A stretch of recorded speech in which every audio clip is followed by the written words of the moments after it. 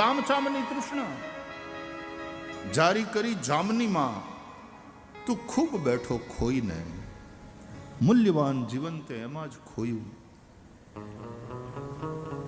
એટલા માટે તુલસીદાસજી કહે છે જે કંઈ છે બધું ભગવાનનું જ સ્વરૂપ છે. સિય રામમય સબ જગ જાન. કહેવાનો અર્થ શ્રદ્ધા. એક ભૂત કંઈક કહી દે છે તો એમાંય તે શ્રદ્ધા રાખી તુલસીદાસજી. તો ભૂતના અંદર શ્રદ્ધાને કારણે તુલસીદાસજીને રામ મળ્યા.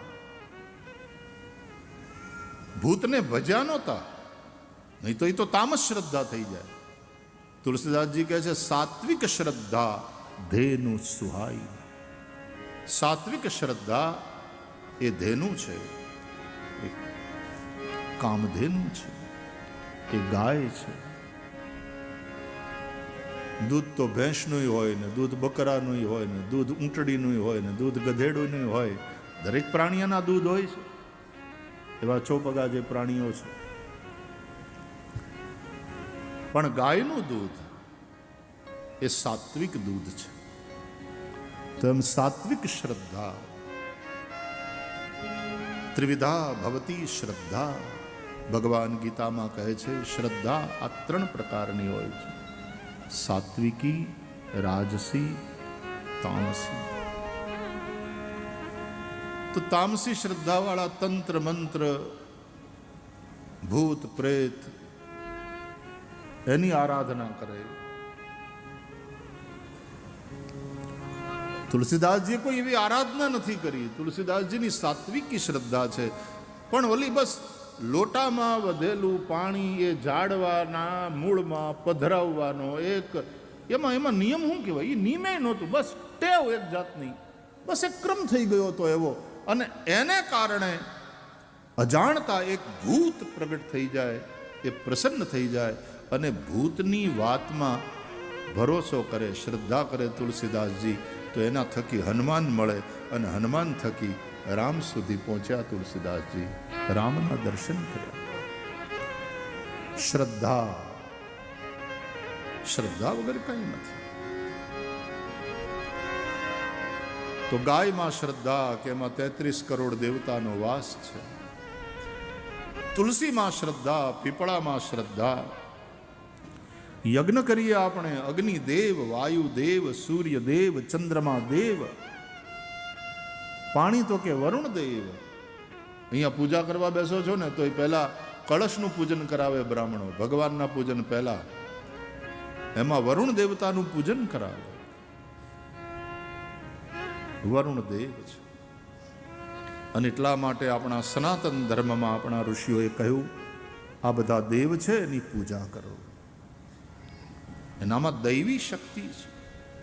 તો પાણીમાં તમારી તરસ મટાડવાની શક્તિ, તમને જીવન આપવાની દૈવી શક્તિ છે. અન્નમાં તમારા પ્રાણને ટકાવવાની શક્તિ છે, દૈવી શક્તિ છે. પ્રાણવાયુમાં એ તમારા શ્વાસોશ્વાસ ચાલતા રહે છે, એનાથી તમને જે જીવન મળે એ વાયુની દૈવી શક્તિ છે. આ બધાને દેવ માનીને આપણે એની પૂજા કરવાની હોય. યજ્ઞ કરીએ ને ત્યારે આ બધા દેવતાઓને આપણે આહુતિ આપીએ છીએ. અગ્નયે સ્વાહા ઇદમગ્નયે ઇદન્નમમ, વાયવે સ્વાહા ઇદમ વાયવે ઇદન્નમમ, વરુણાય સ્વાહા ઇદમ વરુણાય ઇદમ નમમ, સૂર્યાય સ્વાહા ચંદ્રમસે સ્વાહા. બધા જ દેવતાઓના નિમિત્તે સ્વાહાકાર સાથે અગ્નિમાં આહુતિ પડે. આ બધા દેવતાઓ પ્રત્યે પૂજ્ય ભાવ રાખી અને એના પ્રત્યે કૃતજ્ઞ ભાવથી આપણે આહુતિ આપવાની હોય છે. આ આપણી સનાતનની સંસ્કૃતિ છે. એ બધા દેવતાઓનું આપણે પૂજન કરીએ છીએ, એનો આદર કરીએ છીએ. દેવતાઓનો પણ અનાદર ન થાય. જોજો, બ્રહ્માજી એની જગ્યાએ મહાન છે, ઇન્દ્ર એની જગ્યાએ મહાન છે. આ બધા દેવતાઓ છે એટલે તણાઈ બણાઈ ગયા એવા બધા બેવકૂફીમાંથી બહાર આવાય. આ દેવો છે. તમારે ત્યાં તે પ્રતિષ્ઠા થાય ત્યારે આ બધા દેવતાઓનું પૂજન તમે કર્યું હશે. એનો અનાદર ન કરાય, ગમે એમ ન બોલાય. અને સાધુ થયા પછી તો બહુ વિવેકથી બોલવું પડે, બહુ વિવેકથી બોલવું. શાસ્ત્રોની મર્યાદા રાખો. વેદો ખોટા છે? તમે વેદો અને આ શાસ્ત્રો કરતા મોટા? આ દેવતાઓના નિમિત્તે આહુતિ પડે. આ બધા જ દેવતાઓ, એમાંય સૌથી શ્રેષ્ઠ બ્રહ્મા વિષ્ણુ મહેશ, અને એનાથી તે ઉપર એ પરબ્રહ્મ પરમાત્મા છે. અને એક જ છે, એકમ બ્રહ્મ દ્વિતીયમ નાસ્તિ. એટલે અનન્ય ભાવથી આપણા એ ઈષ્ટ જે રૂપમાં આપણે માનતા હોઈએ એનું આપણે ભજન કરવું. ભાગવતમાં કથા છે, પુરાણોમાં કથા છે પ્રમાણે દેવતાઓમાં પણ કામના છે. દેવતાઓને પણ પોતાનો સ્વાર્થ છે. પણ દેવતાઓની હારે આપણે લેતી દેતીનો વ્યવહાર છે. દેવતાઓની કૃપાથી આપણું જીવન ચાલે છે, એની સહાયતા. તો સામે આપણે દેવતાઓને યજ્ઞ દ્વારા આહુતિ આપી આપી અને એને પુષ્ટ કરવાના છે. ભગવદ્ ગીતા, દેવાન ભાવયતાનેન તે દેવા ભાવયંતુ વહ પરસ્પરમ ભાવયંતઃ શ્રેયઃ પરમવાપ્સ્યથ. આવું ભગવદ્ ગીતામાં ભગવાન શ્રી કૃષ્ણે કહ્યું. અને રાધા કૃષ્ણ દેવ તો આપણા આરાધ્ય છે. શિક્ષાપત્રીના પ્રારંભમાં પણ રાધા કૃષ્ણ દેવની વંદના છે પહેલા. અને એ શ્રી કૃષ્ણ ભગવાને ભગવદ્ ગીતામાં કહ્યું છે, સહયજ્ઞા પ્રજા સૃષ્ટવા પુરોવાચ પ્રજાપતિ અનેન પ્રસવિષ્યધ્વમ એષવો સ્ત્વિષ્ટ કામધુક દેવાન ભાવયતાનેન તે દેવા ભાવયંતુ વહ પરસ્પરમ ભાવયંતઃ શ્રેયઃ પરમવાપ્સ્યથ. આ રીતે તમારું શ્રેય થશે, તમારું કલ્યાણ થશે. આપણે આપણા આરાધ્યની વાતને જ ન માનીએ. હું માનું એ ધર્મ, હું કહું એ ધર્મ. ધર્મને માનવાનો છે. આપણે માનીએ એ ધર્મ, એ માન્યતામાંથી બહાર નીકળવાની જરૂર છે. माना हुआ धर्म नहीं, जो धर्म है वो मानना. वेदों ने जो कहा है वो मानना, गीता ने जो कहा है वो मानना, रामायण ने जो बताया वो मानना. मूल शिक्षापत्रीએ જે કહ્યું એ માનવાનું છે. એ ધર્મ છે. આજે આપણે ધર્મને તો તોડી મરોડી નાખીએ છીએ. આપણને મન ફાવે એમ પછી લખીએ ને પછી ઓલું કરીએ. જલિયાણ બાપાને ત્યાં ગુણાતીતાનંદ સ્વામી પધાર્યા. ઇતિહાસ બરાબર.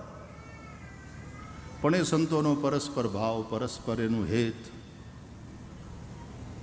અને ગુણાતીતાનંદ સ્વામીને જલારામ બાપા એમ કહે કે આપ પધારો ત્યાં. એ તો રોટલો દેવા માટે બેઠા હતા ને જલારામ બાપા, ગૃહસ્થ અને ભોજલરામ બાપાના શિષ્ય. પોતાના ગુરુની આજ્ઞા, રોટલો નહીં ખૂટે, જા ખવડાવો બેટા બધાને. અને પોતાના સદગુરુના ભરોસે જે અન્ન ક્ષેત્ર આજ દી સુધી હાલે. અને આજ દી સુધી હાલે એ તો બરાબર, એક પૈસો લીધા વગર હાલે. ત્યાં પૈસો મૂકવાની મનાઈ. આ ભરોસો. અને કોઈ ભૂખ્યું ન જાય. તો આવા જલારામ બાપા જેવા એક સાધુ પુરુષ, એ તો ગુણાતીતાનંદ સ્વામીને પણ મળે તો આટલા હેત થઈ કે સ્વામી પધારો, આપ પ્રસાદ લે. અને ગુણાતીતાનંદ સ્વામી પધારે પણ ખરા, એ પ્રસાદ પણ લે. અને સ્વાભાવિક રીતે, અરે બ્રાહ્મણ દયા પ્રભુની કરવા જાય ને અને કોક આમ ચપટી લોટ આપે, એના બોઘરામાં નાખે, તોય બ્રાહ્મણ સ્વસ્તિ કહીને આશીર્વાદ આપે છે. સાધુ તમારે ત્યાં આવે એટલે એ કાંઈ મફતનો રોટલો ખાઈને જાય નહીં, એ તો આશીર્વાદ આપવાના જ. પણ જલારામ બાપાએ એ ભાવ જે પ્રગટ કર્યો ગુણાતીતાનંદ સ્વામી પ્રત્યે, એમાં જલારામ બાપાનો ભાવ, એક ગૃહસ્થ સાધુ પુરુષનો ભાવ પણ પ્રગટ થાય. પરસ્પરમ ભાવયંત. આપણે હું કામ વિવાદ કરીએ છીએ ખબર નહીં. ચોપડા હાચા લખજો, હાચા. ઇતિહાસ છે, ઇતિહાસ છે, એ હાવ સાચી વાત, પણ એક ઐતિહાસિક તથ્ય હોય છે અને એક એની પાછળનું સત્ય હોય છે. એક વાત કરીને પછી મારી વાત પૂરી કરું. આમાં કાંઈ હું ખાલી તથ્યની અને સત્યની વચ્ચે હું ફરક હોય છે એના માટે ખાલી આ વાત કરું છું.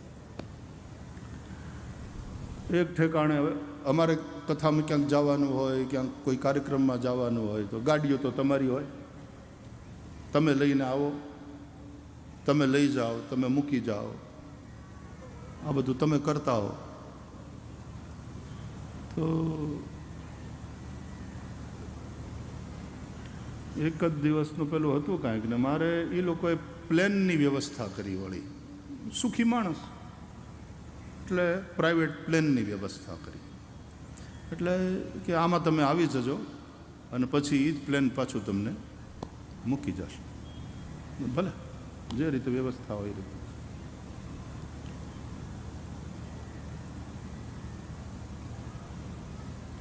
એમાં એ જ કાર્યક્રમમાં એક બીજા સાધુ પુરુષે, એક મહાપુરુષે પહોંચવાનું હતું. એટલે મને ત્યાંથી પાછો ફોન આવ્યો કે તમે જે પ્લેનમાં આવો છો એમાં જો જગ્યા હોય તો આમને પણ હારે લેતા આવો તો એ પણ પહોંચી જાય. મેં કીધું એરોપ્લેને ઉડવાનું છે, કોકે પ્લેનની વ્યવસ્થા કરીને, આપણે ના પાડવાવાળા કોણ, કોઈ સવાલ જ નહોતો એવો. મેં કીધું હા હા જરૂર, એમાં હું વાંધો. એટલે એ સાથે આવ્યા, પહોંચે. જો ફરીથી કહું છું કે આમાં આનો ઓલી રીતે અર્થ નહીં કરતા, પણ તથ્ય અને સત્યની વચ્ચે શું ફરક છે. એટલે અમારા કોઈ ભક્તે એ વ્યવસ્થા કરેલી પ્લેનની અને ત્યાં પહોંચવાનું હતું. એમાં આયોજકોનો ફોન આવ્યો કે આમને પણ લેતા હોય. બિલકુલ 2 સીટ બીજી વધારાની છે, વધારે સત્સંગ થતો જશે, વાતો કરતાં કરતાં જઈશું. પહોંચ્યા, જ્યાં જવાનું હતું ત્યાં લેન્ડ થયા. તો એમણે ખૂબ પ્રચાર પ્રસાર કરેલો, આવે છે પ્લેનથી આવે છે. તો એરપોર્ટ ઉપર 500 માણસ, એમના બધા શિષ્યો, ભક્તો. તો એમને રિસીવ કર્યા ને હું એક બાજુથી પછી કે બાપુ પછી હું ત્યાં મળું આપને. મહાપુરુષ બાપુ એટલે આપણે અહીંયાના નહોતા, ટૂંકામાં યુપી બાજુની વાત છે. મેં કીધું મહારાજજી હું તમને ત્યાં મળું છું, અહીંયા ઘણા બધા આપના ભક્તો આવ્યા છે, આપ મળી પછી આપ આવો. એટલે હું નીકળી ગયો. અને પછી એ બધા ભક્તોએ ઓલાનો વાંક નહીં બચાડવાનો, ભક્તોએ એ રીતનો પ્રચાર કર્યો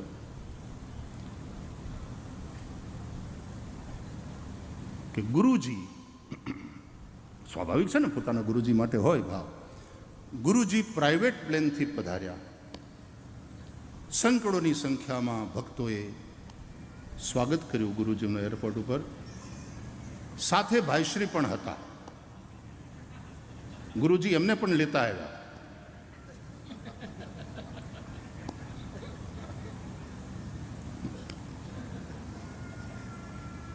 કાંઈ વાંધો આવે એમાં? આપણને કાંઈ નુકસાન કરું? વાત જે હતી એ તથ્ય હતું, એ તથ્ય છે ઇતિહાસ. પણ પછી એને તમે કેવી રીતે પ્રેઝન્ટ કરો છો એ સત્ય છે, એ મહત્વનું છે. તમે મહિમા કોનો વધારો છો? મહિમા તમે કોનો વધારો? અને નહીં તો મહિમા બેયનો વધારો ને. આમાં જલારામ બાપાનો મહિમા કેવો પ્રગટ થાય છે કે એ મહાપુરુષ સંત જલિયાણ એના નામથી ચાલનારા અન્ન ક્ષેત્રો, એમાં કોઈ ભૂખ્યું નથી. આ આપણી અહીંયાની જગ્યા રામબાપુ મને કહેતા હતા 24 કલાક અહીંયા છે અન્ન ક્ષેત્ર, કોઈ ભૂખ્યો જાતો નથી. આપણી બગડાણાની જગ્યા 24 કલાક ચાલતા અન્ન ક્ષેત્રો છે. આ બધા શું કામ આ બધા વિવાદો ઉભા કરીએ છીએ આપણે?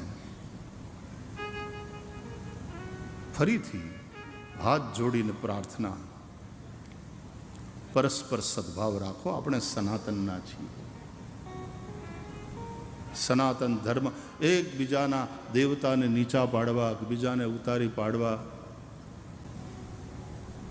સર્વ હોય તો હું સર્વોપરી કહેવાઉં ને, સર્વ વગર સર્વોપરી ક્યાંથી? એટલે સર્વને સાથે તો રાખવા પડે, પણ એમાં એનો વાંધો નહીં. હું ફરીથી કહું છું કે આપણને આપણા ઈષ્ટ પ્રત્યે અનન્ય ભાવ હોવો જોઈએ. ભક્તિમાં અનન્યતા અને જ્ઞાનમાં સમતા, સમાનતા, સમદ્રષ્ટિ. સમદ્રષ્ટિને તૃષ્ણા ત્યાગી, પરસ્ત્રી જેને માત રહે.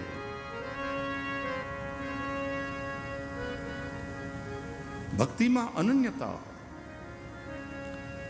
પણ કોઈને ઉતારી નહીં પાડવાના. એ બધા ભગવાનના, મારા ઈષ્ટના જ રૂપ છે. તુલસીદાસજી કહે છે સિય રામમય સબ જગ જાની.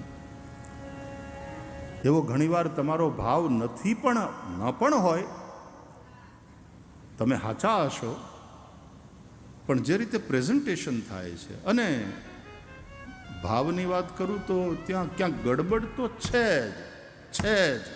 જ, એટલે રિપીટેશન થાય છે આ વસ્તુનું.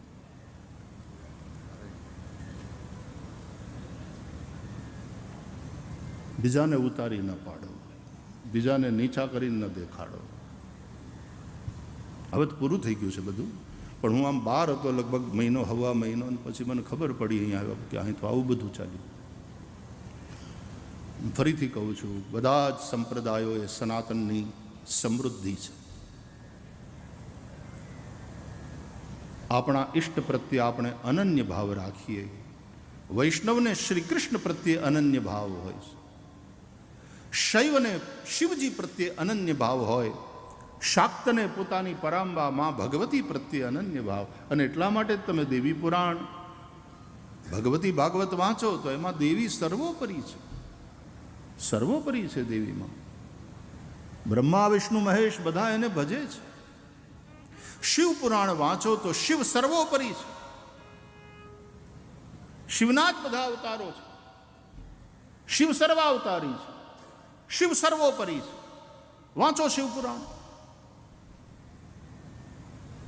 વિષ્ણુ પણ સામે હાથ જોડીને ઊભા રહે છે, બ્રહ્મા સ્તુતિ કરે છે, બધા જ દેવતાઓ મહાદેવને વંદન કરે.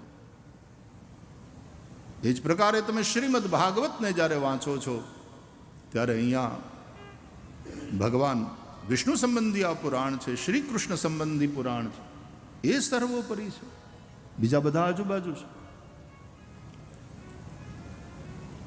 પણ તત્વથી આ બધું એક જ છે, ભેદ ન કરશો. તત્વ એક જ છે.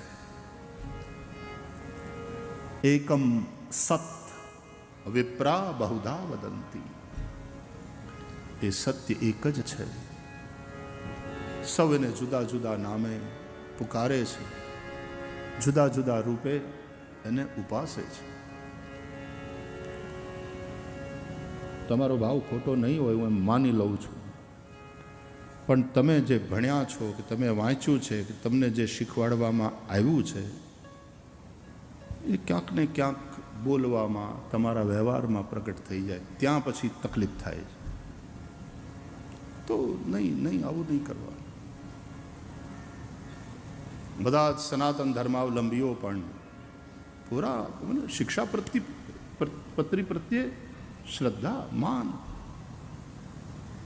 ખૂબ સારું કામ કર્યું. ભગવાન સહજાનંદ સ્વામી મહારાજે કેટલું સરસ લોકોને નિર્વ્યસની બનાવ્યા, કેવી રીતે લોકોને ભગવાન તરફ વાળ્યા. અને શિક્ષાપત્રીમાં રામાનુજાચાર્યનું વિશિષ્ટાદ્વૈત દર્શન એ અમારું દર્શન છે, આવું સ્પષ્ટ લખ્યું. રાધા કૃષ્ણ દેવ ઉપાસ્ય છે એવું સ્પષ્ટ લખ્યું. ભાગવતમાંથી કોને માનવું, ભગવદ્ ગીતા, બધી એકદમ સ્પષ્ટ વાતો ભગવાન સહજાનંદ સ્વામી મહારાજે લખી છે. આપણે એમાં ઘાલમેલ ન કરીએ. જે શુદ્ધ છે એને શુદ્ધ રહેવા દે. દરેક આચાર્ય મહાપુરુષોએ ખૂબ ઉપકાર કર્યા છે આપણા ઉપર. આપણે એના ઋણી છીએ. શ્રી આદ્ય શંકરાચાર્ય ભગવાન હોય, ભગવાન રામાનુજાચાર્ય હોય, મહાપ્રભુ શ્રી વલ્લભાચાર્યજી મહારાજ હોય, નિંબાર્કાચાર્યજી હોય, મધ્વાચાર્યજી હોય, સૌએ અલગ અલગ મત પોતાના શાસ્ત્રને આધારે મૂક્યા છે. અને એ જ રીતે સહજાનંદ સ્વામી મહારાજે સેવાની પરંપરામાં તો કે વલ્લભ સંપ્રદાયની અનુસાર દર્શન બોલે રામાનુજાચાર્યજીનું જે વિશિષ્ટાદ્વૈત દર્શન છે એ અમને માન્ય છે. આવું સ્પષ્ટ બધું માર્ગદર્શન સહજાનંદ સ્વામી મહારાજે કર્યું છે.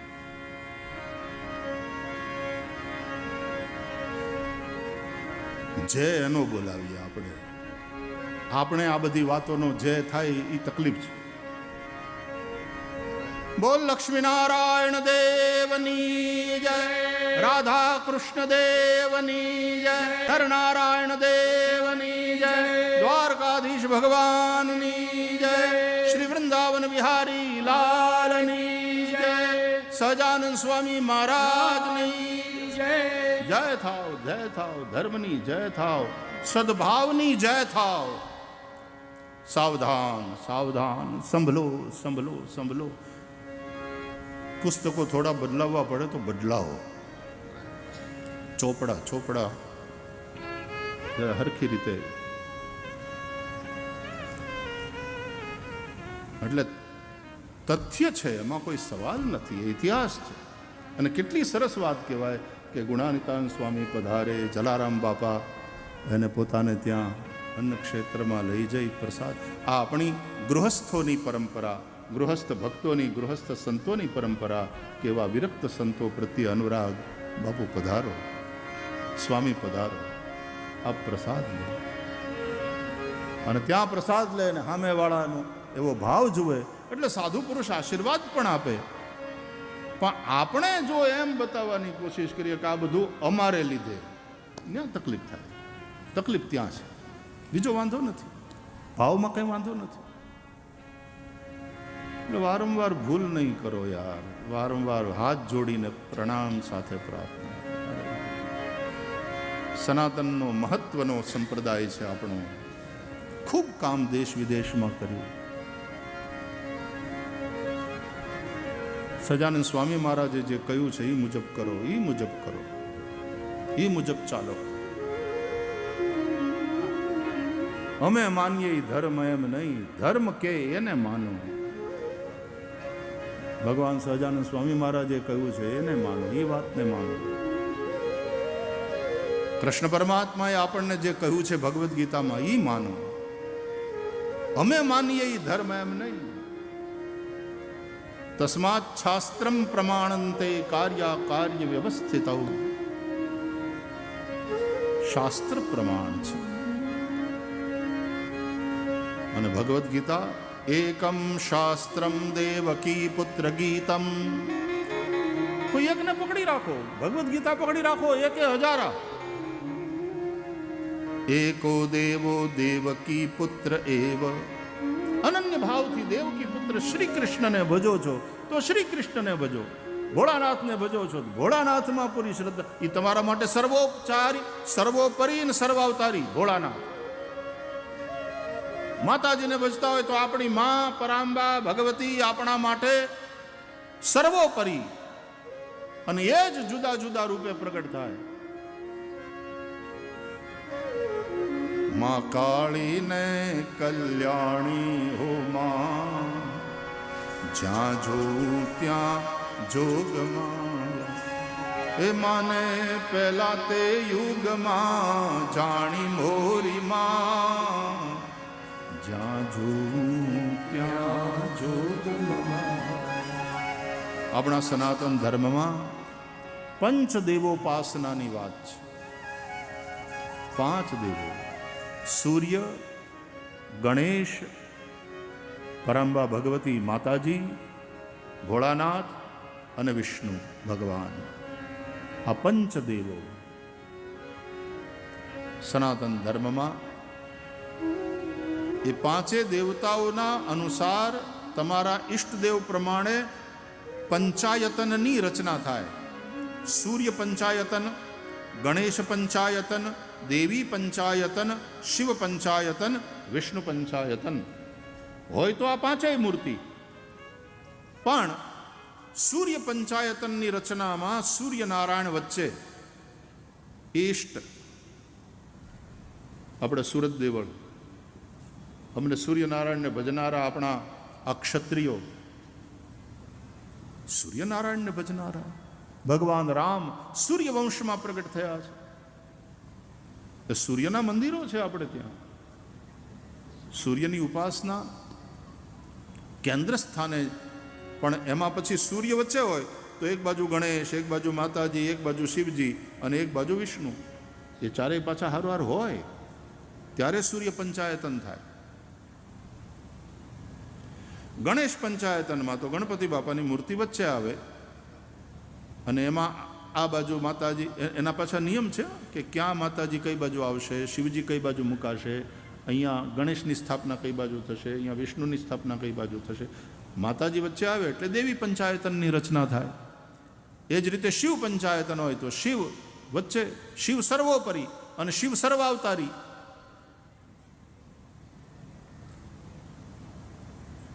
શિવપુરાણ વાંચો એટલે શિવજીના કેટલા અવતારોની કથા છે. આ બધા શિવજીના અવતારો છે, શિવ અવતારી છે. કૃષ્ણ પરમાત્મા ભાગવત વાંચો તો આ બધા અવતારોની કથા, 24 અવતારોની કથા. અને એમાં વૈષ્ણવો એમ કહે કે કૃષ્ણ અવતાર નથી, કૃષ્ણ અવતારી છે. એટલે કે બધા અવતારોનો અવતાર, એટલે કે સર્વોપરી, એટલે કે સર્વાવતારી કૃષ્ણ પરમાત્મા, રાધા કૃષ્ણ દેવ. કૃષ્ણને ભજનારા માટે સર્વાવતારી, સર્વોપરી. કારણ કે કૃષ્ણ પરમાત્મા કહે છે અનન્યાંશ્ચિંતયંતો મામ યે જનાઃ પર્યુપાસતે તેષામ નિત્યાભિયુક્તાનાં યોગક્ષેમં વહામ્યહમ. તમારા માટે તમારા ઈષ્ટ સર્વોપરી છે, તમારા માટે તમારા ઈષ્ટ સર્વાવતારી છે. એ જ રીતે વિષ્ણુ પંચાયતનની રચના થાય તો આપણા સનાતન ધર્મમાં આ પંચદેવની ઉપાસનાનું મહત્વ છે. અને એમાંથી એકેને કાઢી નાખો ને તમે, તમારી મનમાની કરો અને તમે એકેને કાઢી નાખો કે આ હટાવો, આપણે આ માતાજીને હટાવો, તો આપણા ઈષ્ટ હોય ને એ જ આપણી સામે ક્યાં ગયા? દેવીમાં ક્યાં? પેલા કેમ કાઢી નાખ્યા? કેમ હટાવે? એ દેવ નારાજ થાય.